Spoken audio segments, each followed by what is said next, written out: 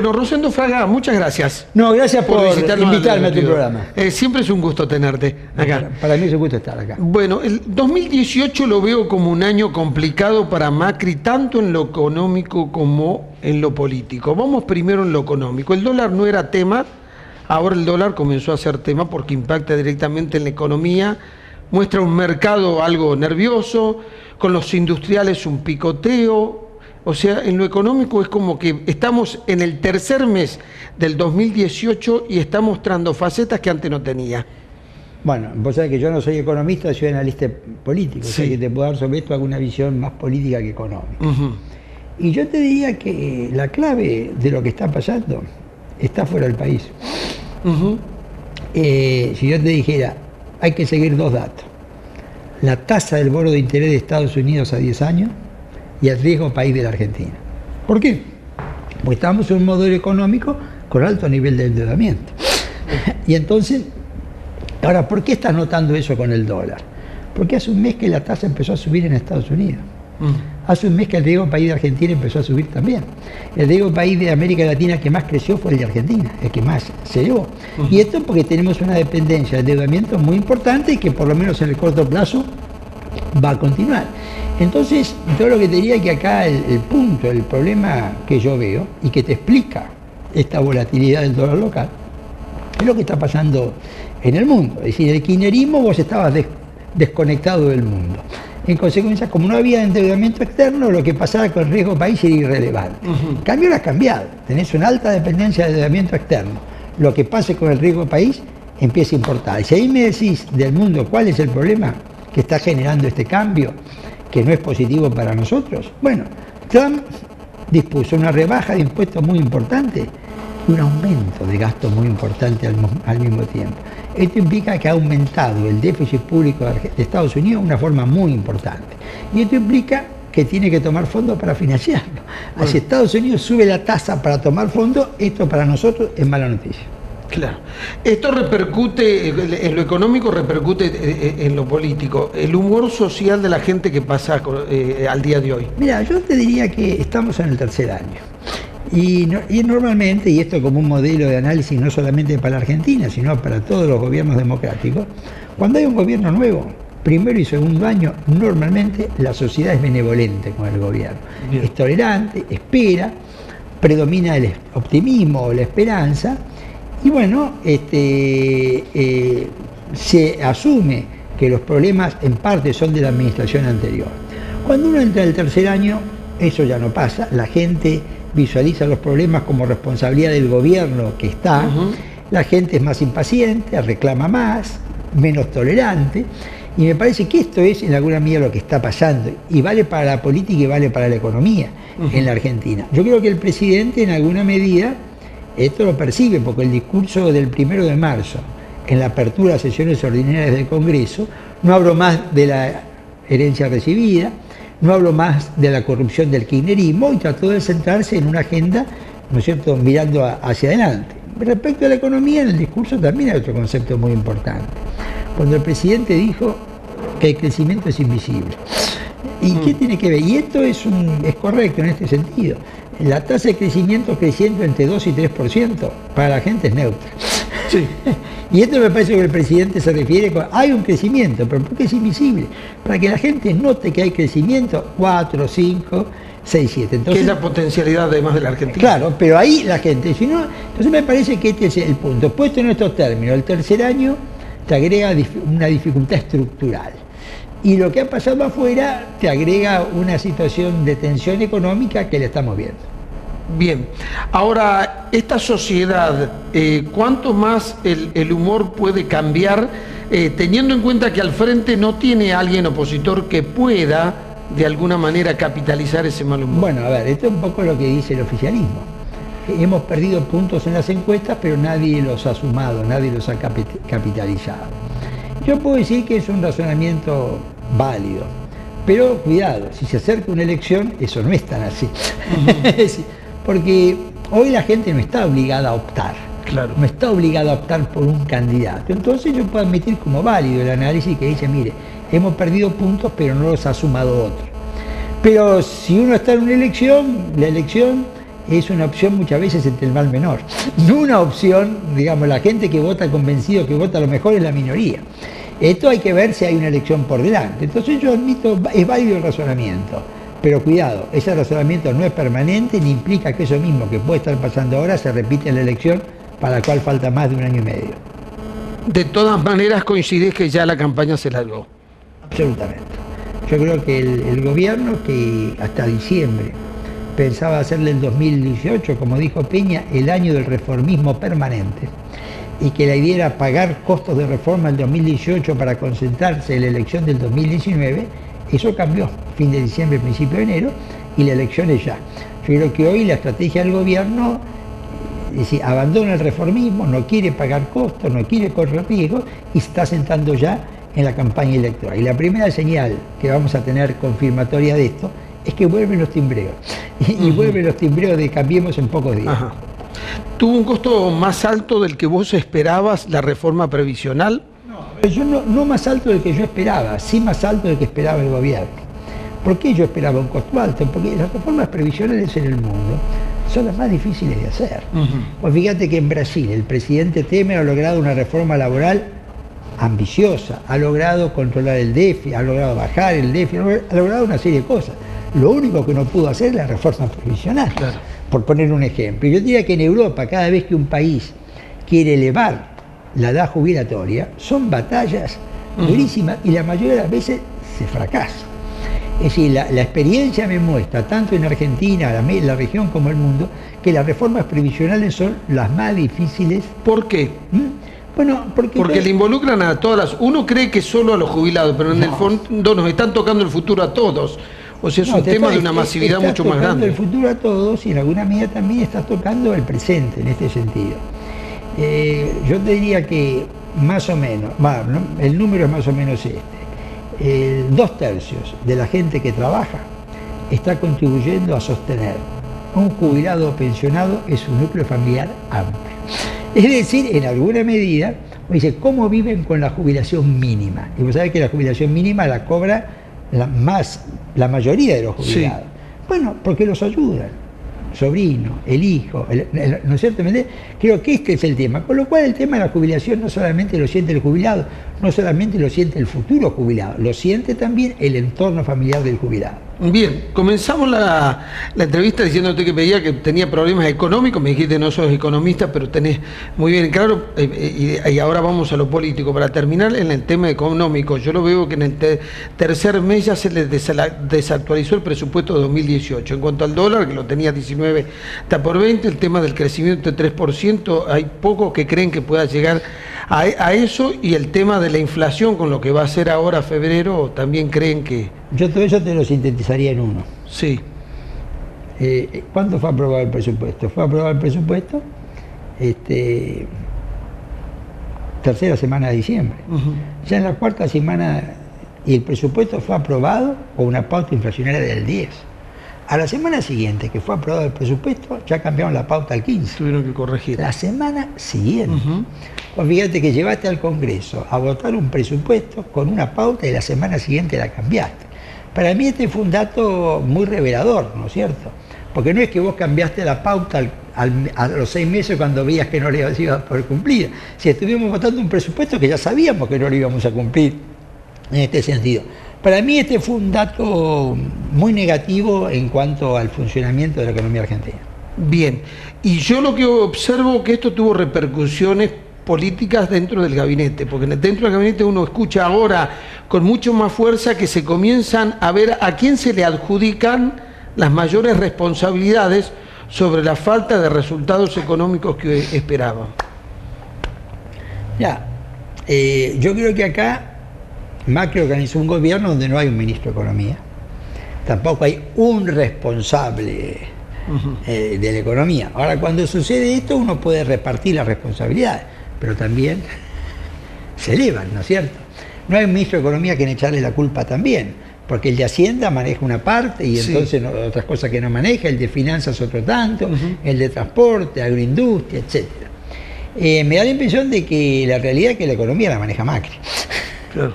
Eso me parece que es el punto, a través del equipo de la jefatura de gabinete que ejecuta las decisiones que está tomando que está tomando Macri. Entonces me parece que este es el punto central. Esta es la economía de Macri, más que la economía de Duhovne o la economía de Caputo. Sí, pero de pronto tenía un hombre como Sturzenegger en el Banco Central, que era incuestionable, y hoy ya cualquiera se anima a cuestionarlo, y cuando el Banco Central pierde credibilidad y comienzan los cuestionamientos, bueno, eso lleva algo de nerviosismo dentro de los equipos, ¿no? Bueno, pero a ver, yo creo que está muy claro que el rol que políticamente Sturzenegger se debilitó. Lo debilitó el gobierno. No es que ha sido debilitado por agentes externos al gobierno. Ha sido debilitado por el gobierno, pero quizás yo creo que esto fue una acción deliberada para ponerlo a Sturzenegger como uno más de la media docena de ministros económicos. Ah, está bien. ¿Viste? Lo han puesto como uno más de media docena, es decir, con un equipo económico muy dividido. El presidente del Banco Central aparecía como el primero. No tenía todo, pero individualmente es el que tenía más. Y hoy me parece que lo han diluido y es uno más de la media docena de miembros del gabinete, aunque no sea miembro del gabinete, en este caso, que entra en la discusión de la economía. Algunos se asustan porque dicen que este es un gobierno donde todos coinciden con el gradualismo y que se le cambian mucho las condiciones externas, y si la economía se le complica, que no podrían salir del gradualismo, que no tiene nadie que piense en ello.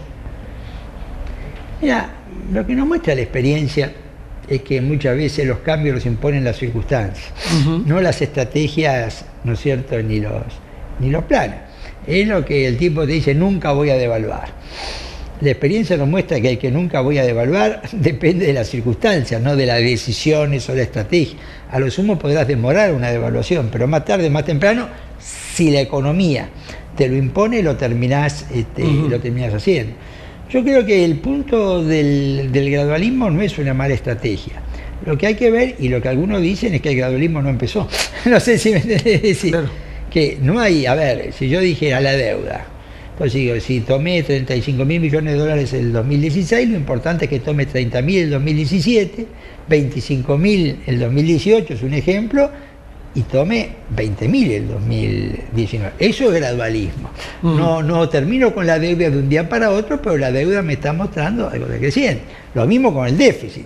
Si era 6 puntos del PBI, lo importante es que el otro sea 4,5, el otro 3, pero acá ronda el 6 y no lo bajamos. Entonces, quizás el punto más que el gradualismo es que no se ha logrado estructurar realmente un programa gradualista que vaya operando sobre las variables económicas. ¿Y por dónde pasa el problema, Rosendo? Este es un país que ha crecido después de las crisis y por poco tiempo. Esto es un país como que le cuesta crecer, le cuesta arrancar y mantenerse en ese nivel. Yo creo que en los 90, en la etapa de Menem, la mayoría de los años se creció. Y en el kirchnerismo también la mayoría de los años se creció. Eso también correspondió a condiciones externas favorables, que es el otro punto. Y entonces, yo creo, por eso te dije que yo creo que acá el punto hoy más complejo para la economía es lo que está pasando en el mundo.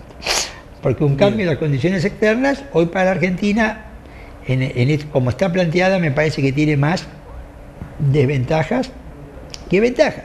Y bueno, cuando uno mira a la Argentina, compara con otros países, nosotros siempre nos vamos sobre los extremos.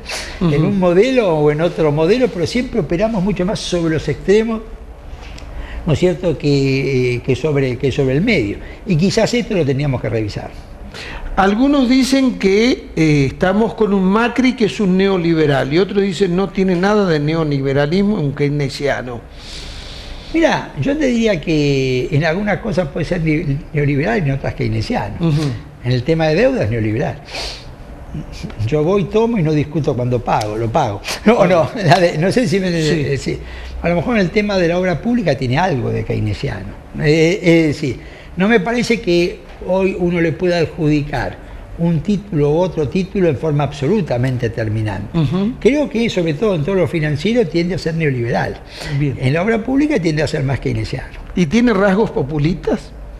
A mí me da la impresión de que no tiene rasgos populistas en el sentido que él no es un líder populista.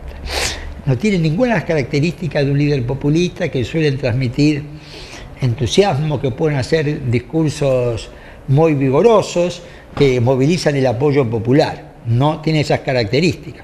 Ahora, sí creo que en algunos puntos, para mantener una estructura electoral, se han utilizado metodologías del populismo, más con fines electorales que con otros fines. Sí, porque las políticas sociales no las ha cambiado, sino que las ha fortalecido. Por eso digo, en algunos instrumentos sí, pero él como personalidad no me parece que tenga la personalidad de un líder populista. Macri dicen que es el resultado de su crianza, su pertenencia social, más su experiencia política, porque por eso es un ser complejo.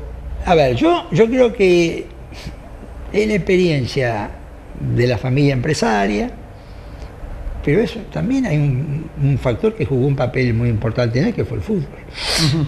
Yo creo que y él alguna vez ha dicho que donde más aprendió de la política ha sido en el fútbol. Me parece que ese es un punto. Macri es el primer presidente electo que es empresario y el primer presidente electo que viene del deporte. Esas son sus dos características. Creo que las dos características le dan su singularidad, ¿no es cierto?, su particularidad. ¿Es bueno o lo perjudica que tenga dos CGT o Movimiento Obrero dividido? Mira, la mayor parte del tiempo la CGT ha estado dividida. Los momentos de unidad han sido muy pocos. Si yo tomo los últimos 6 años, el momento de unidad no pasó de 4 meses. Entre que eligieron el triunvirato y la marcha de Moyano. Todo el segundo periodo de Cristina la CGT estuvo dividida. Y cuando vos más atrás en la historia, muchas veces ha estado dividido. No es algo excepcional que la CGT esté dividida. Esto, como suele pasar en política, presenta ventajas y desventajas. A mí me parece que el gobierno cree que son más ventajas que desventajas.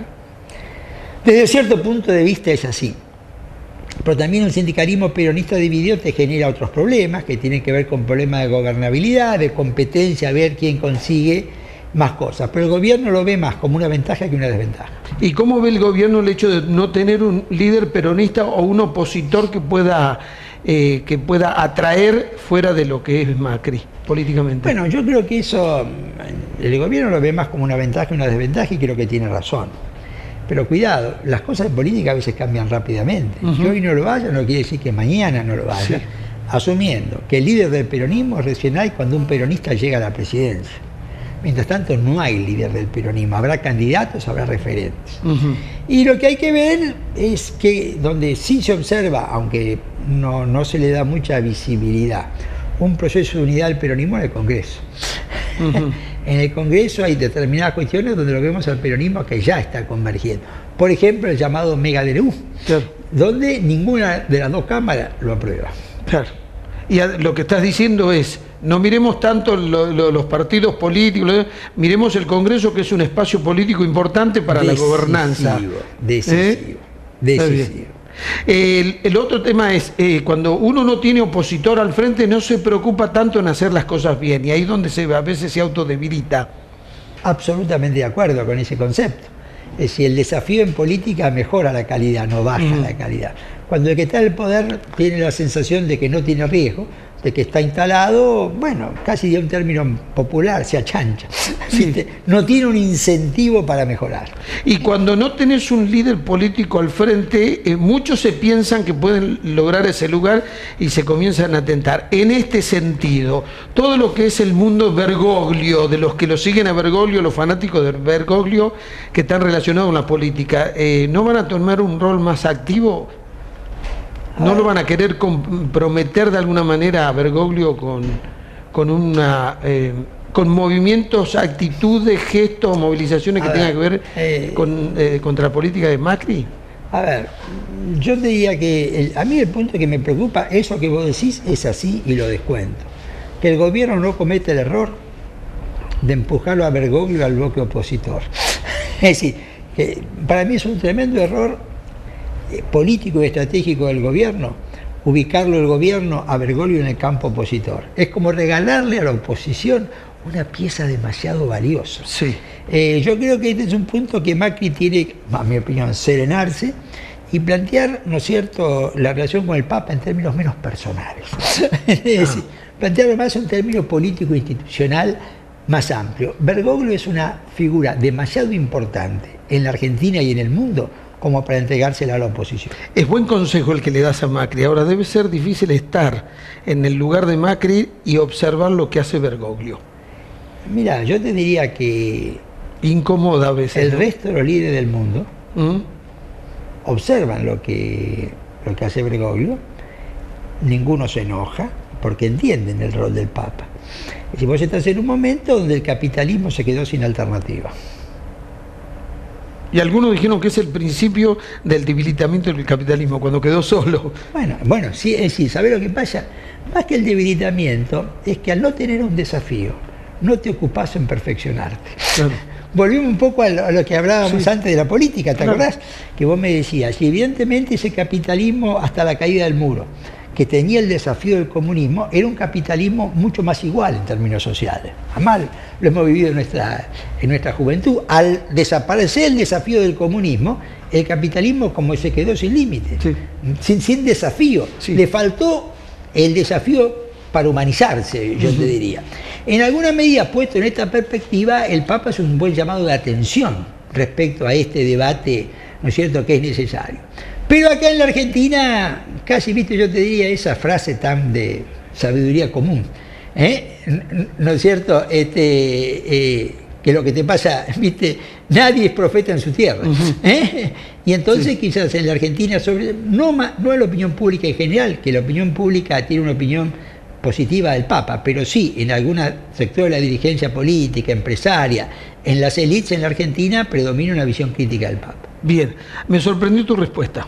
Cuando te pregunté lo de la relación Macri-Bergoglio, esperaba dos posibilidades.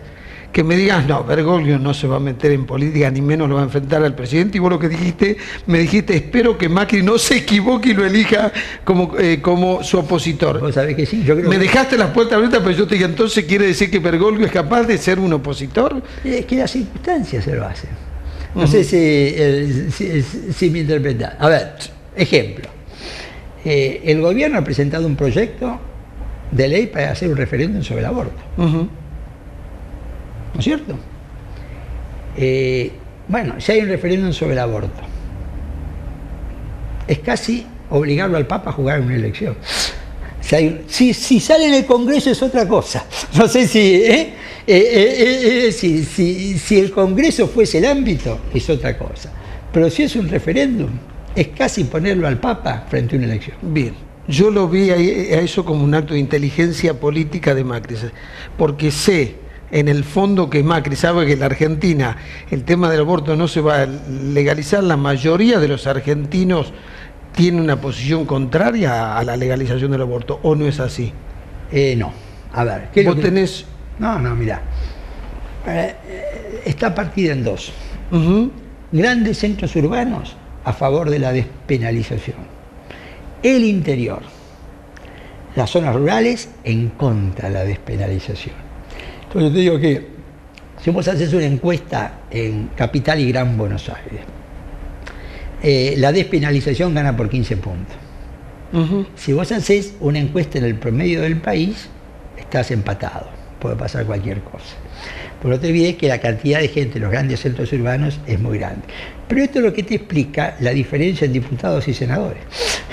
Diputados, como es proporcional, en alguna medida te refleja la opinión de los grandes centros urbanos. Y ahí lo que tenemos es una posible aprobación que no es fácil. Pero te diría que en el Senado es muy difícil. ¿Por qué? Porque la mayoría de las provincias está en contra de la despenalización. Y pues ahí es donde vos visualizás las dos Argentinas. Ahora, yo creo que finalmente haya sanción en el Congreso de las dos cámaras es difícil. Pero plantear el referéndum es otra alternativa. Claro. ¿Viste? Es decir, el referéndum está peleado, depende de cómo se hagan las preguntas. Cuidado que en este tema es muy importante. Sí, por supuesto. ¿Viste? ¿Cómo se hagan las... Si vos le pongo, bueno, ¿usted está a favor de la vida, sí o no? Bueno, me va a salir que contra el aborto. Ahora, depende usted, ¿viste? O la puedo plantear a la inversa. También, ¿usted cree que la mujer tiene derecho a disponer de su cuerpo? Me va a salir la otra. Es decir, en los referéndums, cómo se formule la pregunta, juega un papel muy importante. Bueno, Rosendo, como siempre, un gusto. No, igual el gusto es mío.